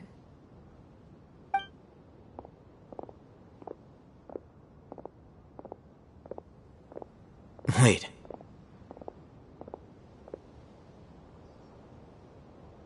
You're...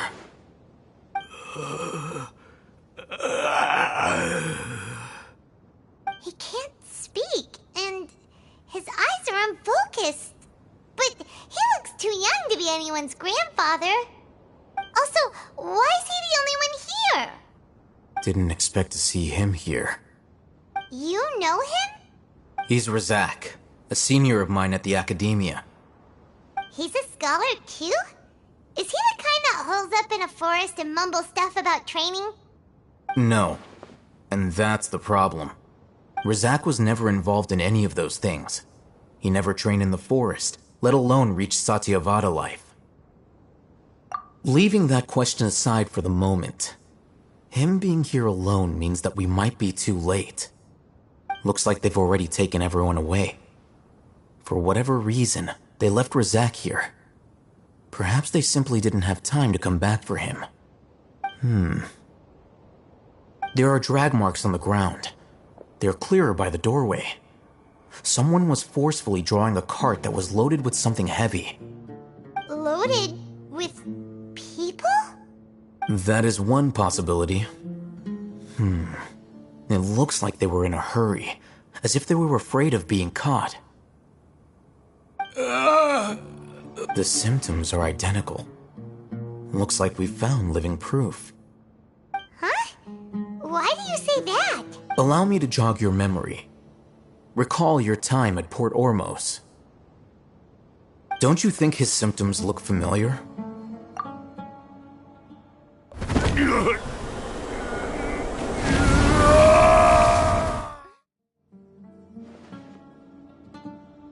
Oh, now that you mention it, they're acting the same way. Correct.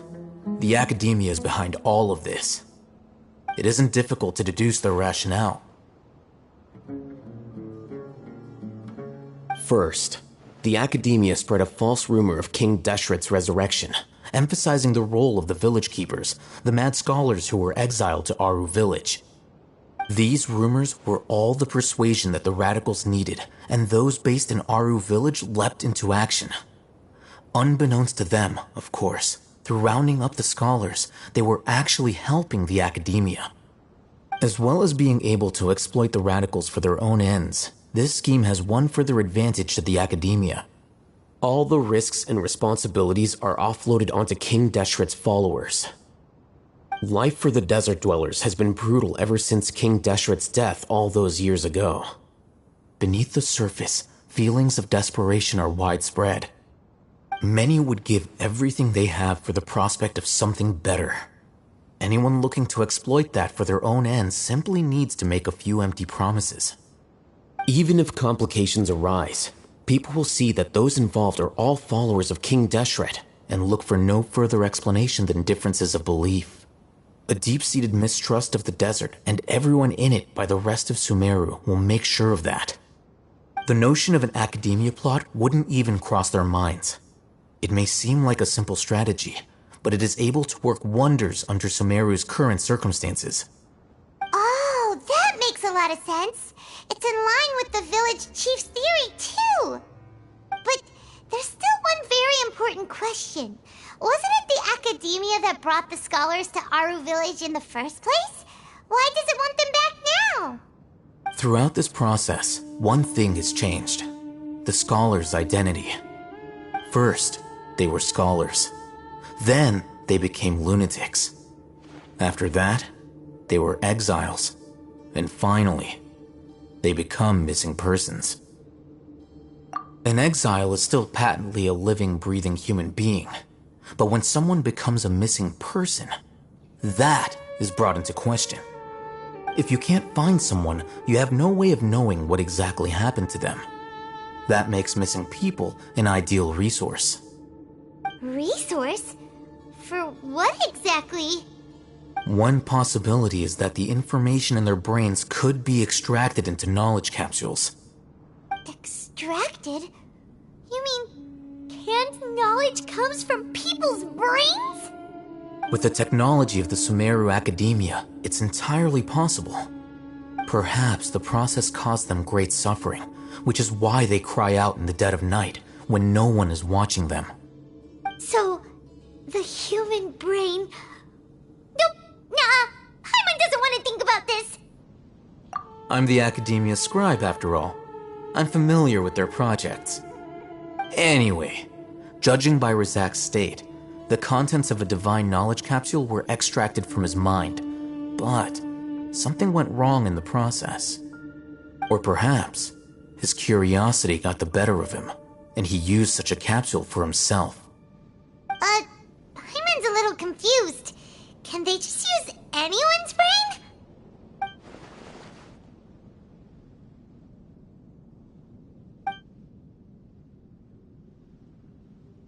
The look on your face tells me you've realized the answer. That's right. To some scholars, gaining knowledge about the gods is their entire life's pursuit. Extracting canned knowledge is just one of the extreme measures they turn to. However, I can't help but wonder, what do they seek to gain from divine knowledge? The Academia is going out of their way to look for forbidden knowledge, but what is their ultimate goal? I've spent quite some time trying to analyze the contents of the divine knowledge capsule, but to no avail. It seems like my way of thinking is too different from theirs. You mean you're not even slightly interested in getting your hands on this forbidden stuff? All scholars seek to expand the horizons of knowledge. But I'm not particularly interested in gods, so I don't share their degree of zealotry.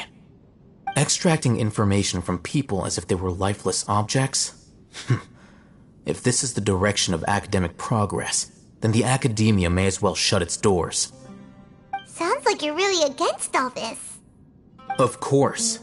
The academia's actions run contrary to their rules. Whether it be academics or knowledge, everything has its boundaries.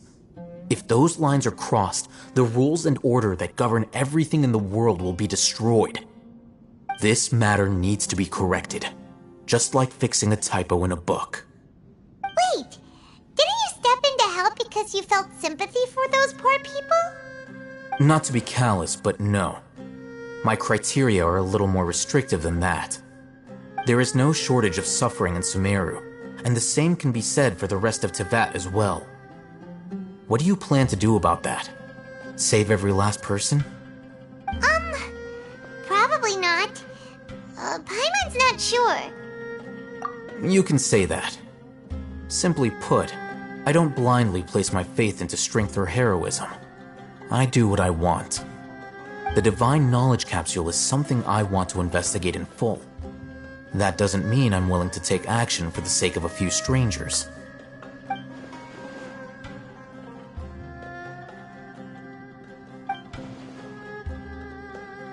Paimon's been wanting to say this for a while. There are a lot of bad guys in the academia, but you're not one of them. You're their weirdo. You're probably right, though I must say, I quite enjoy this feeling of being the odd one out. Uniqueness is also an asset, is it not? Wow, that's a great way to think about it. Paimon's really impressed. If only Miss Shani had a similar mindset, her life would definitely be a lot easier. I'm just a more likable person than her in general. There's nothing more to it than that.